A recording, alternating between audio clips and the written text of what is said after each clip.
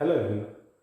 In the previous class, we have learned the potential due to dipole at two positions, that were end-on position and the equatorial position. Now, today we will discuss the potential due to dipole at any position. So let us start it. Suppose it is my dipole and there is a point P at a distance of r from this dipole. This angle is theta. Now, since the point is as a large distance from this dipole, so we can just draw perpendicular from the positive charge on this line, and if I will extend this, I can do the same thing here also, and this is the perpendicular. This angle will also be theta. Since we know that this half distance is going to be L, so this separation will be L cos theta. In the same way, this is also going to be L cos theta, since this distance is L. Now, for simplicity, we can assume that my charge is here and this negative charge can be taken as here, since the distance from this point to this P point and from this charge to P point will almost be equal, as my point is very much away. So first of all, if I will calculate the potential due to positive charge, then the potential due to positive charge, the formula for this is K times the charge divided by the length, and this length from here to this point will be r minus L cos theta. Since the whole distance is r, we will subtract L cos theta and then we will find this distance. So this is equation number 1. Similarly, we can find out the potential that is assumed to be here, negative charge, and the potential due to that negative charge will be K times the charge minus Q and divided by R plus L cos theta. Since we know that potential is a scalar quantity, so we can add these two, and the net potential will be the sum of potential due to positive charge and the potential due to negative charge. If you will add these two, this will be K times Q 1 by R minus L cos theta minus 1 by R plus L cos theta. We will simplify this term, so my net potential is KQ, this is R minus L cos theta. So if we will simplify it, it is going to be 2L cos theta. Now, we know that charge multiplied by the separation between the charge in case of dipole is dipole moment. So my net potential is K times P cos theta and divided by R square minus L square cos square theta. This is the identity. Now this is the potential due to this dipole at any general location P. Now we will do some calculation like the previous one. If my point is very large away from the dipole, then you know that I will take R square common from here, and this is very similar to the previous calculations. So this is Kp cos theta divided by R square 1 minus L square cos square theta, and you know that this quantity will be very small and it can be neglected with respect to 1. So by applying these conditions, we will get Kp cos theta divided by R square, and if we will put the value of K here, it is going to be 1 by 4 pi epsilon naught P cos theta by R. So this is the potential due to dipole at any location. Now just look at these two conditions. Suppose my point is not here, it is lying along the axis, sometimes here. So if my point is at this location, this theta angle will be 0 in that case. So if my theta equals to 0, then this cos 0 will become 1 and the net potential will be 1 by 4 pi epsilon naught P by R square, and that was the potential we have calculated along the end-on position of the dipole. Similarly, now suppose that this P lies on the perpendicular bisector of the axis of this dipole, then it becomes our equatorial position, and in that case theta will 90 degree, and if you will place theta as 90 here, then cos 90 is 0, so the potential is going to be 0. So in that way, if you can memorize this formula, simply you can find out the electric potential at axial position and at equipotential position both. Sometimes remembering the standard results does a very good job while dealing with the numerical problems. Just like, say, there is a problem where there are two charges equal and opposite in nature and they are placed at a distance of 2a, and it is a line that bisects the axis of this charge system, and there is a point A here and there is a point B here. I need to calculate the work done when my charge Q0 is placed, when my charge Q0 is moved from point A to point B. Now, as you can see that if these two charges are equal and opposite, equal in magnitude, opposite in nature, then it is just like a dipole, and since this line is the bisector of this electric dipole axis, it means it must be an equatorial line. And as we know that at equatorial line the potential is 0 at each point, so the potential at this point will be 0 due to this charge system, and the potential at this point will also be 0. Now, we have discussed in the previous classes that work is the potential difference between the charges and multiplied by the test charge. That was the definition of the potential difference. So, since the potential is 0 at point A and at point B, so this quantity is 0 multiplied by test charge gives a result 0. It means there will be no work done in moving any charge from this point to this point, or in general you can say if you will move any amount of charge along the equatorial line of a dipole, then the work in that process will be 0. Now, we will show the nature of the variation due to dipole and we will plot it. So, suppose we are having a dipole here and the separation between these two is a small distance, I need to draw the variation. So, if I will draw the variation with respect to distance r, then the graph goes like this. This is the potential due to the variation. So, initially the potential decreases, becomes 0 at point, and that point is the midpoint of the line that joins the charges, and after that it becomes negative.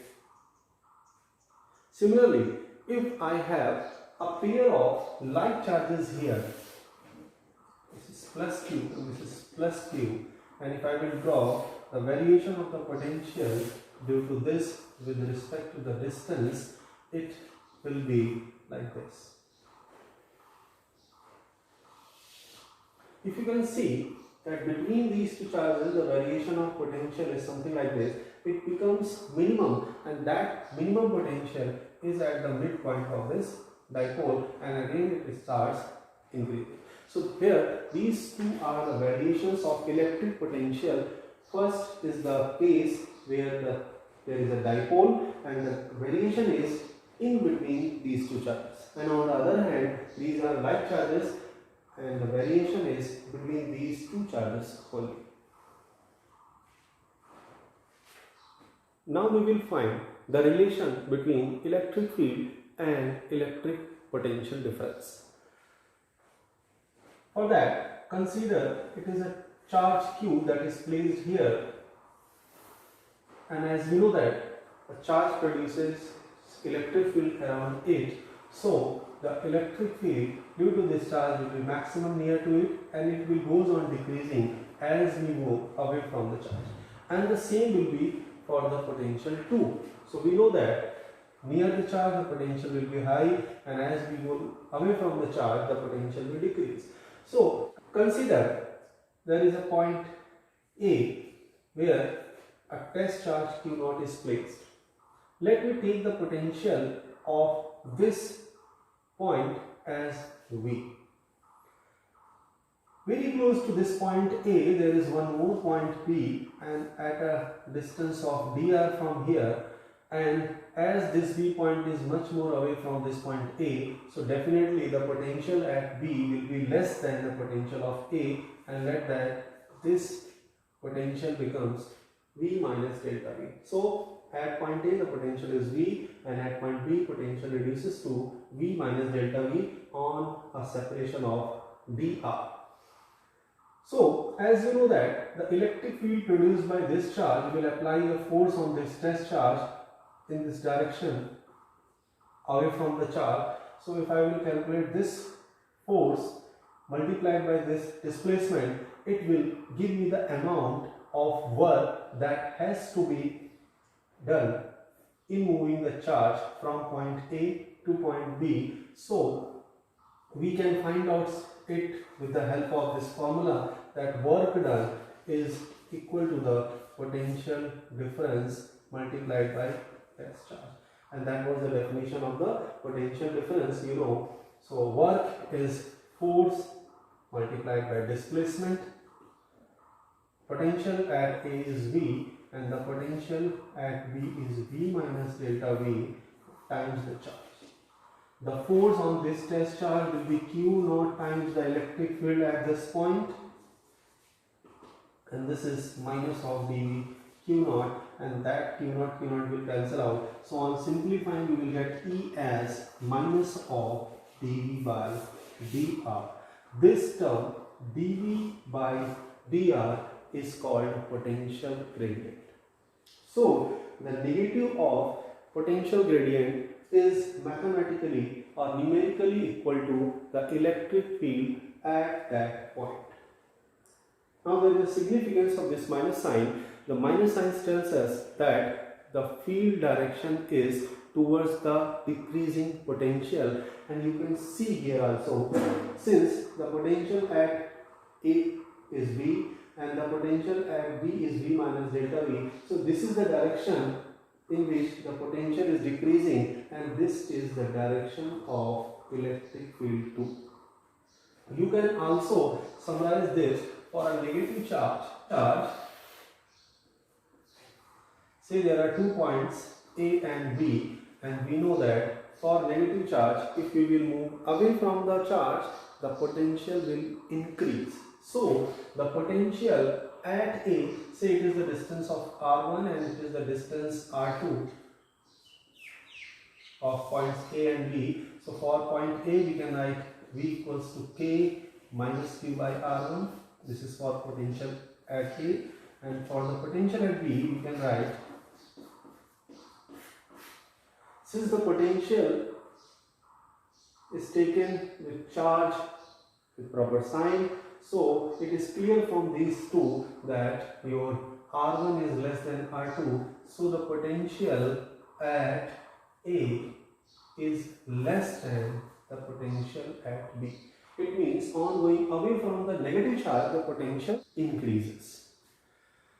So let me take the potential at A as V, and at B the potential will be V plus delta V, say, since the B is at higher potential. Now if you can see, on going A to B the potential is increasing, but if I will move from point B to point A, then the potential is decreasing. So as per this formula, it in this direction from B to A, the potential decreases, so it must be the direction of electric field, and we know it well that for negative charge, the direction of electric field is towards the charge. We can also simplify this equation in another way, that as our formula was minus of dV by dr, so with this relation we can find out the potential when the electric field is known to us. Just see it can also be written as dV equals minus of dr or V equals negative of dr. So if the electric field is known and the electric potential is required, we will simply use this relation to find out the potential. Now let us take an example to see that how we can find out the potential when the field is known. So for an example, consider there is a region where the field varies as 2x square Newton per coulomb. Now we need to find out the potential at a location that is at x is equal to 2 meter.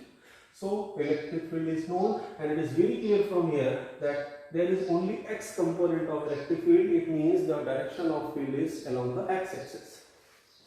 So we will use the previous relation, and that potential is negative integration of dr. Here the field is along the x-axis, so I will just modify it and I will write it like x. Now use the value of electric field here, you will get twice of x square and dx, and this gives as minus of 2, this is going to be x cube by 3.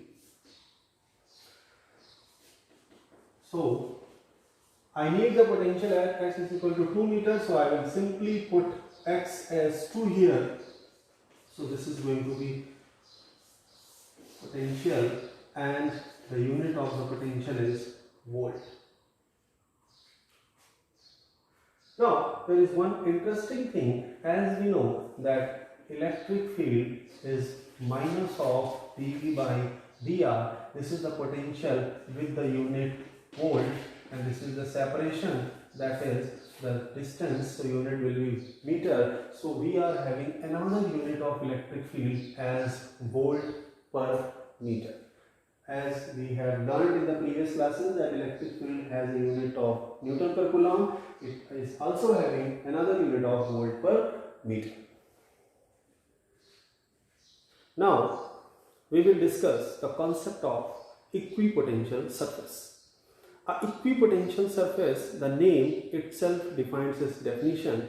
Equi means equal, potential and surface. That is a surface that has equal potential at each point is termed as equipotential surface. For an example, consider that it is a point charge plus q here, and there is a point P at a distance of r, so I can write the potential at this point due to this q charge as k q by r. Now k is a constant quantity. If I will fix my charge at here, and if I will take the collection of all the points that are at a distance of r, then for those points the potential will be same, since all the parameters are constant. So if I will take all the points that are at the same distance, then the locus of such collection of points is a circle if I will talk in 2-dimensional. And if I will talk about a 3-dimensional geometry, then it will be a spherical surface. So if we will see this circle, then all the points have the same potential, so this surface is a equipotential surface. And that is also true if I will take a negative charge and I will take all collection of all the charges that are at the same distance. So this kind of surface, a equipotential surface, may be a surface, may be a body, but the important condition is the potential must remain constant at all of its points. So these two are the equipotential surface. Now if I will take a distance that is slightly less than this r distance, and let me call this distance as r dash. So for that r dash distance, the potential will be different. Let me call this potential as v dash, and this is kq by r dash. And now here, if I will fix r dash for all the points, then the locus of such a point is once again a circle in 2D and the cell in 3D. So this is also another equipotential surface. So like that, as I have seen that for the point charge, the equipotential surfaces are spherical in nature, and we can draw a number of equipotential surface that satisfies the condition that potential must remain constant at all the points. Now, as we have discussed in the previous question, that if I will move a charge from one point to another point that have the same potential, then the work done is 0. So this is the concept of equipotential surface, or how we can draw the equipotential surfaces for charge as well as charge system. Now we will discuss few important properties of equipotential surface. So let us start with the first property of equipotential surface, and that tells that the work done in moving a charge from one point to another point in equipotential surface is 0. For an example, say this is my equipotential surface and a charge of Q naught moves from point A to point B. Since it is an equipotential surface, so the potential at A and the potential at B must be equal. So from the definition of the work, that work done is the potential difference multiplied by the charge. Since the potential is same, this will result the 0 work done. So there is no work done if a charge moves from one point to another on an equipotential surface. The second property of equipotential surface is that electric field lines are always normal to the equipotential surface. We will prove it with the example that let us take the previous situation. We know that work done in moving a charge from A to B is 0 on an equipotential surface, and the work can also be written as F dot dl, where dl is the distance and that is equal to 0. Since we know that if a charge is placed in an electric field, there must be a force, so force cannot be 0 here. Since the charge is moving from one point to another point, it means dl will also not be 0. So if force and dl both are non-zero, still the dot product is 0. It is only applicable when force is perpendicular. When force is perpendicular to the displacement, and if force is perpendicular to the displacement, it can be easily seen here. For an example, I am just repeating the previous situation. My charge was Q naught, and this is the dl, that is the displacement of the charge, and the force is normal to this displacement. It means if it is the direction of displacement, the force may be in the upward direction or in the downward direction, but it will be perpendicular to dl. So I am just taking the force in the upward direction so that F and dl becomes normal to each other, and we know that if the force acting on the test charge is in the upward direction, the field will also be in the same direction, because the direction of electric field is always along the direction of the force acting on the test charge.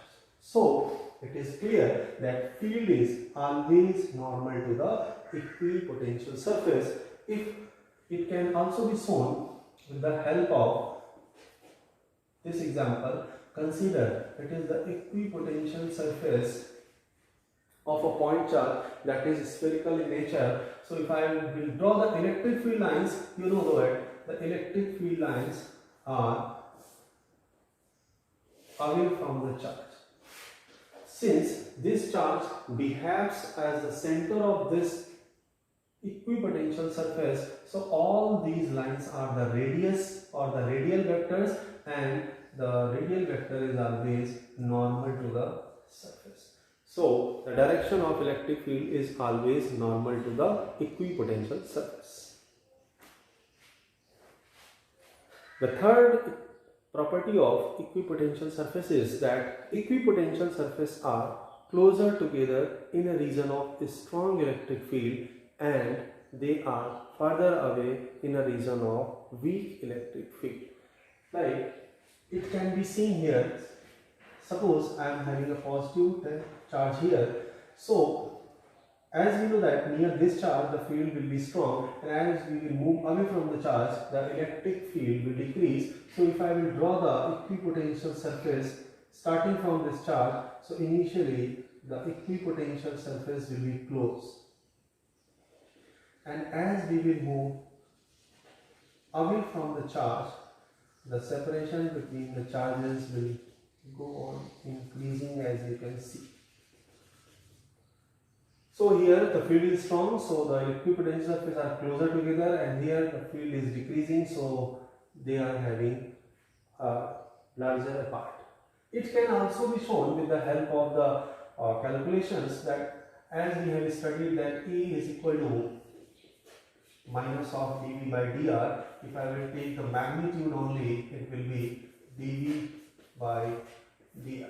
Suppose I am talking about these two surfaces, so they will be at different potentials.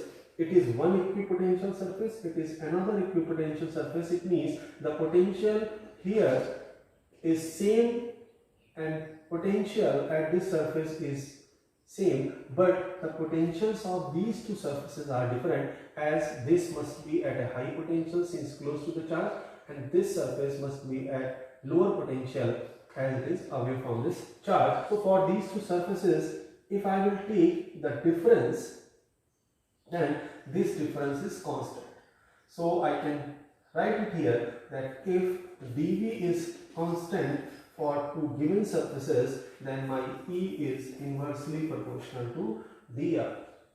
It means when the separation will decrease, the electric field is strong, and if the separation is large, electric field is weak. Another property of equipotential surfaces is that two equipotential surfaces cannot intersect each other. For example, say this is my one electric potential surface and this is my another equipotential surface. So there are two different things that needs to be considered here. If these two are different equipotential surface, so let me take the potential of this surface as 1 and this potential at V2. If they will intersect, then at this point there will be two values of electric potential, and at a single point two different values of electric potential is not possible. The another thing is that if I will draw the field lines, then you know that field lines are always normal to the equipotential surfaces. So at this point I can draw two field lines or direction of electric field, one on this surface and one on this surface. So at a single point, according to the point of view of field lines, I can draw two field lines at the same point that will represent two different directions of electric field at the same point. That is not possible. So from these arguments we can say that two equipotential surfaces can never intersect each other. Now we will find the electric potential due to a charged cell. So consider it is a charged shell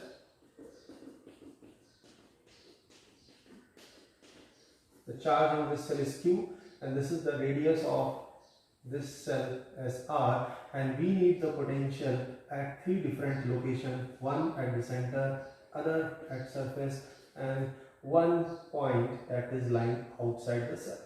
So consider the distance of this point B from the center of this charged cell is R. as we have already calculated the field for such a point, so the electric field at this point B due to this charge cell will be K times Q by R square. So this is the electric field at this point. Now if I need the potential at B, so we know that it can easily be calculated with this formula. So we will simply put the value here. This is EB K Q by R square and dr. So this is K Q dr by R square, which on integration gives minus of 1 by R.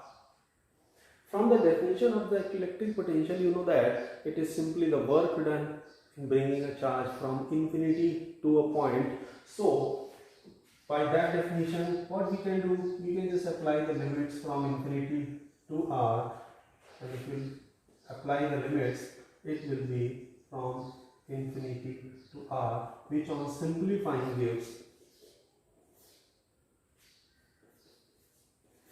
and finally it is K Q by R. If you will put the value, this is going to be 1 by 4 pi epsilon naught Q by R, and this is once again same as the potential due to point charge. It means that for a point that is lying outside the cell behaves like its whole charge is concentrated at its center.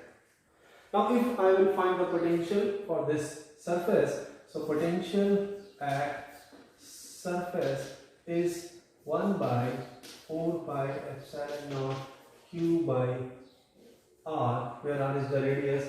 Since we know that if you will move or if you will shift the point B from B to A, then this R will equal to the small r, and this is the maximum potential due to this charge cell.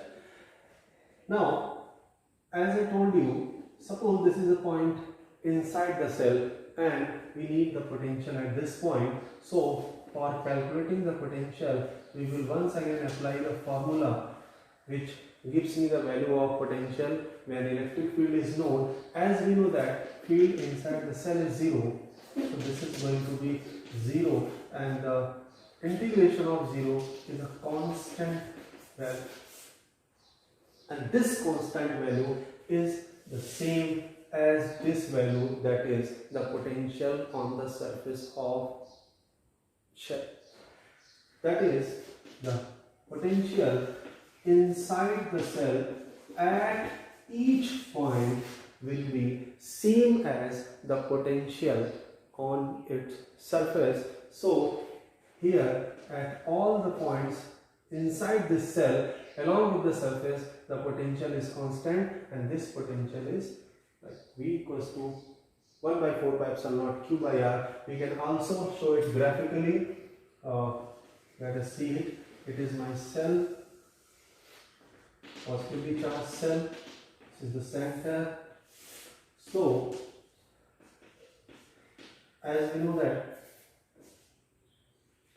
as potential is constant in the entire space of this cell, so the potential is same up to the surface. So if I will draw it, the potential is same at surface, it becomes maximum, and on going away from the cell, it goes on decreasing as per relation V inversely proportional to R, and here the potential is constant. So this is the graphical representation of electric potential due to charge shell.